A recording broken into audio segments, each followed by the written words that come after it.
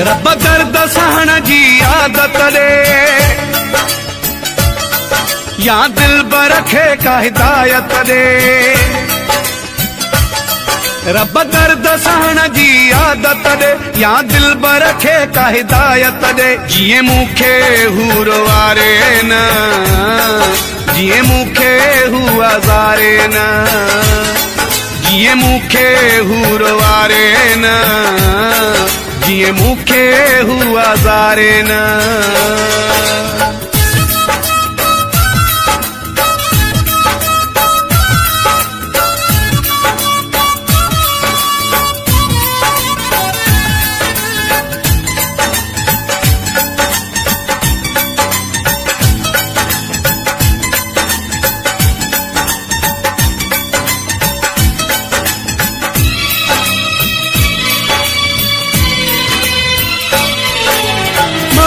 समझ सजन खेदे मुझे हालत क्या सुकरे, मुझे सीने में भी दिल को ऐसा सुकरे।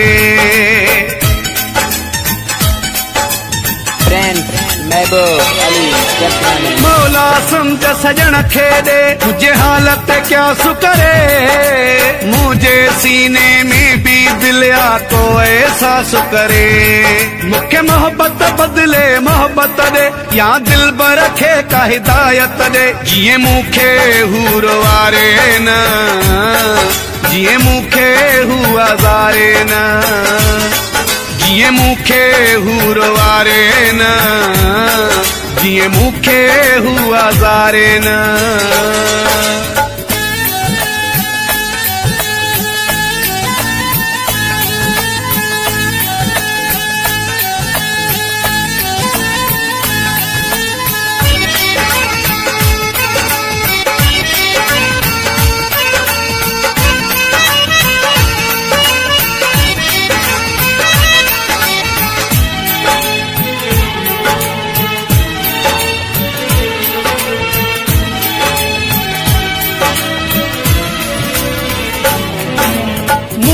वारे मुरके थो दई टहकत टहक वदा, मां कैसा तंजा सूर सजाहण दिल ते तो धक वदा।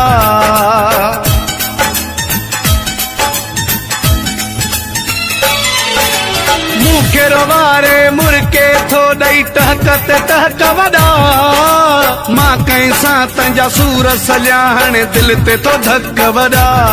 मुझी हुन जी दिल में चाहत दे, या दिल बरखे का हिदायत दे। जिए मूंखे हूर वारे न, जिए मूंखे हू आज़ारे न, जिए मूंखे हूर वारे न, जिए मूंखे हू आज़ारे न।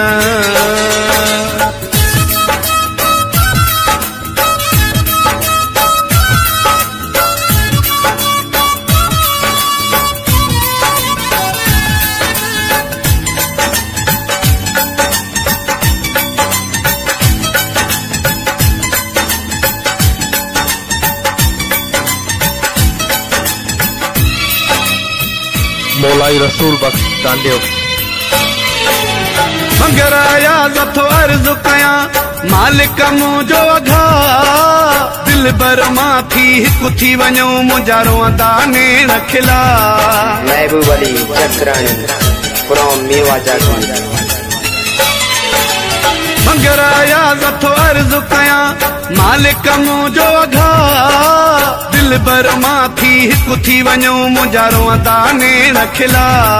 मुंहिंजे रूह खे काई राहत दे, या दिल बर खे का हिदायत दे। जिए मूंखे हूर वारे न, जिए मूंखे हू आज़ारे न, जिए मूंखे हूर वारे न, जिए मूंखे हू आज़ारे न। रब दर्द सहण जी आदत दे, या दिल बरखे का हिदायत दे। जिए मूंखे हूर वारे न, जिए मूंखे हू आज़ारे न, जिए मूंखे हूर वारे न, जिए मूंखे हू आज़ारे न।